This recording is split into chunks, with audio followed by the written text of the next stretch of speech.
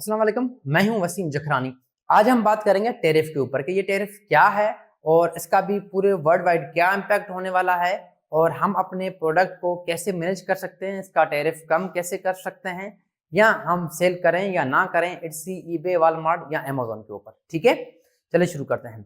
सबसे पहले टैरिफ क्या है जी? टैरिफ जो है वो ड्यूटी टैक्स होता है जो कंट्री को हमने पे करना होता है अगर सामान कंट्री से बाहर जाए या कंट्री में इन हो। ठीक है, ज्यादातर जो टैरिफ है वो एक्सपेंसिव या महंगा परसेंटेज तब लगता है जब कंट्री में सामान आ रहा हो, उसके ऊपर ज्यादा ड्यूटी चार्जेस होते हैं। आसान लफ्जों में टैरिफ का मतलब वो टैक्स होता है जो सामान बाहर से कंट्री में आ रहा है या कंट्री से बाहर जा रहा है।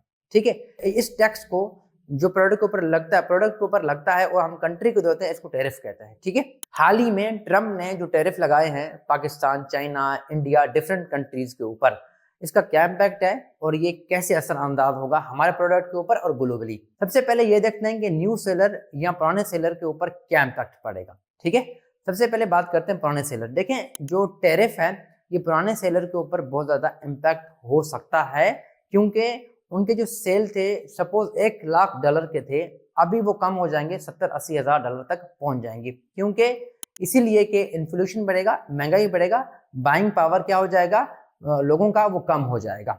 एक तो ये बात। दूसरी बात, जो पीछे से मैन्युफैक्चर से वो सामान ले रहे थे उनको वहां से ड्यूटी टैक्सेस यानी टैरिफ के मद में ज्यादा टैक्स पे करना पड़ेगा, तो फिर ये भी अपनी प्राइस बढ़ाएंगे। प्राइस बढ़ाने की वजह से लोगों के अंदर इन्फ्लेशन, जो महंगाई है वो ज्यादा बढ़ जाएगा, तो लोग बाइंग पावर कम कर देंगे। पुराने सेलर के लिए थोड़ी क्या है, टेंशन को उनकी बात है।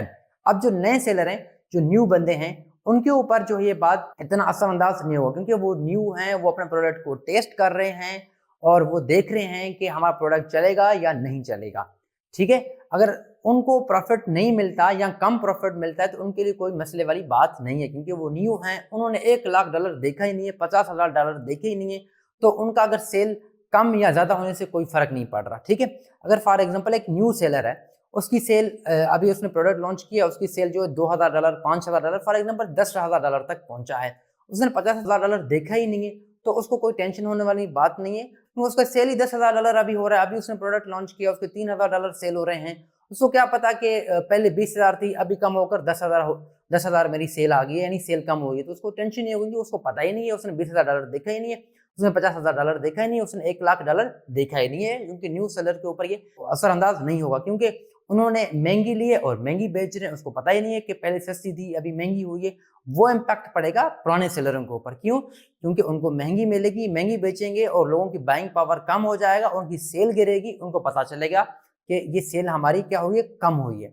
ठीक है, ये बात हो गया, हमने आपको बताया न्यू सेलर और पुराने सेलर के ऊपर क्या इम्पैक्ट पड़ेगा। अब बात करते हैं कि इसका इम्पैक्ट कितना ज्यादा होगा। फॉर एग्जाम्पल, अगर आपने $10,000 की इन्वेंट्री बाय करनी है चाइना से, आपने इन्वेंट्री बाय की, उसके ऊपर जो टैक्स था वो 4,000 या $3,000 आ रहा था, यानी टैरिफ यानी ड्यूटी टैक्स। अब वो बढ़कर क्या हो जाएगा, उसके ऊपर 14,000, 15,000 या 12,000 के दरमियान ड्यूटी टैक्स यानी टैरिफ आयद होगा। ये टोटल जो इन्वेंट्री है वो 24 या 23,000 की पड़ेगी आपको, जो 10,000 की आपने ली थी। ठीक है, और जो 10,000 की ली थी वो अभी क्या पड़ेगी, 24 या 23,000 की। वैसे कितने की पड़ती, 10,000 की ली थी तो 3-4,000 टैक्स होता, 15 या 16,000 के ऊपर नॉर्मल रूटीन में आपको टैक्स देना पड़ रहा था और आपको पड़ रहा था 14 से 15,000 के दरमियान में इन्वेंट्री।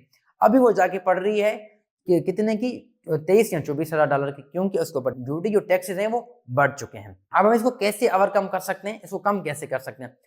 देखें इसके बहुत सारे तरीके होते हैं, बहुत सारे जो है वो सिस्टम होते हैं। आपने क्या करना है, Amazon world wide logistic use नहीं करना, नॉर्मल रूटीन में लोग यूज नहीं भी करते क्योंकि आप Amazon logistic, world wide logistic अगर यूज करेंगे उसके ऊपर आपको टैरिफ देना पड़ेगा और 100% देना पड़ेगा। आपने क्या करना है, चाइना से जो प्रोडक्ट लेना है अमेरिका में सेल करना है, आपने करना क्या, थर्ड पार्टी यूज करना है। लोग यूज भी करते हैं। ठीक है, थर्ड पार्टी 2 या 3 तरीके से होता है। नंबर 1 ये होता है कि आप जिस मैन्युफैक्चरर से बाय कर रहे हो उससे आपने प्रोडक्ट की प्राइस पूछी कि भाई कितने का मुझे पड़ेगा, $2 का, $1 का, आपका डन हो गया, कितने का भी डन हो गया।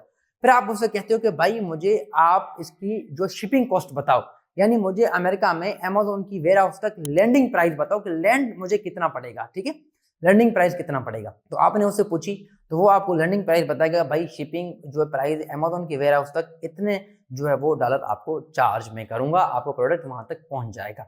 ठीक है, अब वो क्या करते हैं, उनके पास तो रोजाना जो है सामान जाता है और आसपास में उनके सर्कल में भी ऐसे लोग होते हैं, वो आपको ड्यूटी चार्जेस कम करा के देते हैं। क्यों?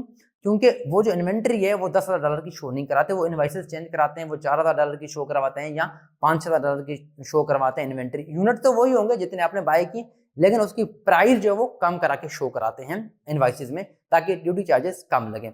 ये लोग ऐसे करके देते हैं आपको, लेकिन इनसे आपने बात करनी पड़ेगी।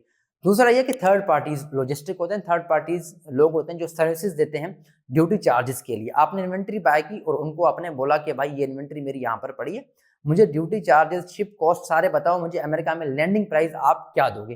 तो उनका रोज का काम होता है, उनके अंदर सेटिंग भी होती है, इनवाइसेस चेंज करते हैं, उनकी प्राइस जो है वो कम शो कराते हैं, वो आपको कम ड्यूटी चार्जेस जो है लगाकर आपका प्रोडक्ट वहां पर पहुंचाते हैं। आपने थर्ड पार्टीज को ढूंढना पड़ता है, उनसे बातचीत करनी पड़ती है, उनको उनके साथ नेगोशिएशन करना पड़ता है। ठीक है, ये बात होगी क्लियर यहाँ तक। तीसरी बात यह, जो आपका प्रोडक्ट है आप क्या करते हो, मैन्युफैक्चरिंग अमेरिका से ही कराते हो।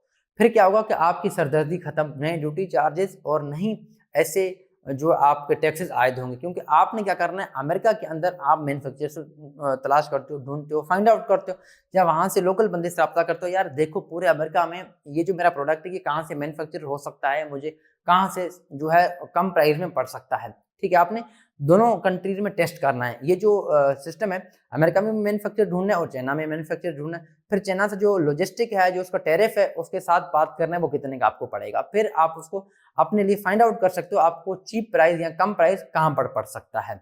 ठीक है, ये तो होगी सिंपल बात। अब जो टैरिफ है ये कितना आयद होने वाला है, इसका इन्फ्लेशन कितना आएगा। देखें, जो टैरिफ है, फॉर एग्जाम्पल एक शर्ट है, वो आपने ₹100 की खरीदी, ठीक है, या $100 की खरीदी, मैं एग्जाम्पल दे रहा हूँ आपको, ₹100 की खरीदी, उसके ऊपर 20% ड्यूटी चार्जेस है, यानी टैरिफ है। शर्ट आपको पड़ेगी ₹120 की। ठीक है, ₹100 की आपने खुद खरीदी, बाय की, और ₹20 जो हो गए वो आपने गवर्नमेंट को देने होंगे, इसका टैक्स देना होगा और शिपिंग चार्जेस इसके अलावा आपको पड़ेगा।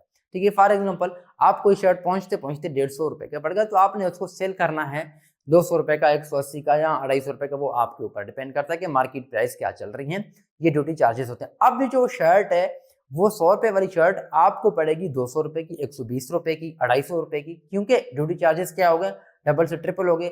100 आई थिंक 145% ड्यूटी चार्जेस हैं, तो वो आपको क्या क्या पड़ेगा, डबल प्राइस पे पड़ जाएगा। तो ड्यूटी चार्जेस ज्यादा हैं, ज्यादा होने की वजह से इन्फ्लेशन बढ़ेगा, इन्फ्लेशन बढ़ने की वजह से मार्केट में लोगों की बाइंग प्राइस वो कम हो जाएगी। ठीक है, अगर बाइंग प्राइस कम हो जाती है तो आपको टेंशन लेने की जरूरत नहीं है। अगर आप न्यू सेलर हैं, अगर आप ओल्ड सेलर हैं, पुराने सेलर हैं, फिर भी टेंशन लेने की जरूरत नहीं। क्यों? क्योंकि मार्केट में आप अकेले बंदे नहीं हो इसका प्राइस बढ़ाने के लिए, सारे लोग प्राइस बढ़ा रहे हैं, पूरी मार्केट प्राइस बढ़ा रही है, तो आप भी बढ़ा दोगे, कोई इंपैक्ट नहीं पड़ेगा। ठीक है, आपके लिए वैसे ओवरऑल मार्केट में इंपैक्ट तो पड़ेगा, क्योंकि इन्फ्लेशन बढ़ेगी, लोगों के पास जो है बाइंग पावर कम हो जाएगा, थोड़ी सेल्स गिर जाएंगी। ठीक है, शुरू में, लेकिन बाद में आस्ता आस्ता 6 महीने बाद, साल बाद, 3 महीने के बाद ये जो इन्फ्लेशन है ये नॉर्मल हो जाएगा। सबको पता चलेगा इन्फ्लेशन रेट बढ़ेगी, ये बात क्या हो जाएगी, नॉर्मल हो जाएगी। ठीक है, तो आपने टेंशन लेने वाली की बात नहीं है। अच्छा, ये जो इम्पैक्ट है इसका पूरा इम्पैक्ट 6 महीने तक पड़ेगा, इतनी जल्दी जो इम्पैक्ट नहीं पड़ेगा, इसको 6 महीने 3 महीने लग जाएंगे इस पूरे टैरिफ को आयद किए हुए इस पूरे सर्कल को पहुंचने तक। ठीक है, अच्छा, हो सकता है इस सर्कल को पहुंचने तक 6 महीने लगेंगे, हो सकता है इसी टाइम में गवर्नमेंट आपस में, जो जितने गवर्नमेंट है, दोनों गवर्नमेंट है, चाइना या यूएसए, पाकिस्तान, जितने भी टैरिफ लगाए हुए उनके साथ कोई डील हो जाए, टैरिफ कम हो जाए। ठीक है, क्योंकि इन्फ्लेशन बढ़ेगा तो वो आपको पता है स्टॉक भी गिरती है और काफी ज्यादा कंट्री में हलचल भी होता है। जो ताजर बरादरी, जो बिजनेसमैन है, जो एंटरप्रेन्योर हैं, उनके लिए भी मसले होते हैं, बिजनेस के लिए, प्रोडक्टों के लिए मसले होते हैं। तो हो सकता है गवर्नमेंट आपस में बैठकर इस चीज को कम करें या सॉर्ट आउट करें। ठीक है, ये भी चीज पॉसिबल है। ठीक है, तो आपने क्या करना है, ये जो मैंने आपके लिए वीडियो बनाई है, शॉर्ट सा ओवरव्यू दिया है, तो आपने 3 रास्ते मैंने बताए, आपने इसके ऊपर अमल करना है, इम्पैक्ट करना है। पहला कि आप अगर न्यू सेलर हैं तो आपने टेंशन लेने वाली बात ही नहीं आपके लिए, आप अपना प्रोडक्ट टेस्ट करो और लॉन्च करो। अगर आप ओल्ड सेलर हैं तो आपने क्या करना है कि जिस मैन्युफैक्चरर से बाय कर रहे हो उसको पूरा रेट लेना है, कंप्लीट आपने उससे प्राइस लेनी है। भाई मुझे लैंडिंग प्राइस क्या पड़ेगी, मुझे लैंडिंग प्राइस दे दो, मुझे ड्यूटी टैक्सेस कम मेरे ऊपर आयद करने की कोशिश करो। आप ऐसे आप मेरे लिए कोई जुगाड़ का सिस्टम बनाओ। और तीसरी बात क्या करनी है आपने, कि आपने ऐसे थर्ड पार्टीज ढूंढने हैं जो जो है लॉजिस्टिक पहुंचा के देते हैं अमेरिका में, वो भी आपसे ड्यूटी चार्जेस कम आपके करा के देंगे, ठीक है। और चौथी बात आपने क्या करनी, आपने मैन्युफैक्चरर अमेरिका में भी फाइंड करने हैं, ठीक है, कि ऐसे मैन्युफैक्चरर जो आपका प्रोडक्ट मैन्युफैक्चर कर रहे हो। फिर आपने कंपेयर करना है कि ये प्रोडक्ट चाइना से आएगा कितने का पड़ेगा, या अमेरिका की कंट्री में लूंगा तो कितने का पड़ेगा, ठीक है। तो ये मैंने आपको ओवरव्यू दिया टैरिफ के ऊपर। तो आप अपना जो प्रोडक्ट है वो लॉन्च सेल अपना करें, क्योंकि जो अगर प्राइस बढ़ेगा तो पूरे मार्केट का बढ़ेगा, पूरी जो है ऑनलाइन सेलिंग का बढ़ेगा, फिजिकल का बढ़ेगा, सबका बढ़ेगा। आप टेंशन लेने वाली कोई बात नहीं, आप अपना प्रोडक्ट सेल करें, लॉन्च करें और काम करते जाएं। ओके, अब तक के लिए अल्लाह हाफिज़, मिलते हैं किसी और वीडियो में।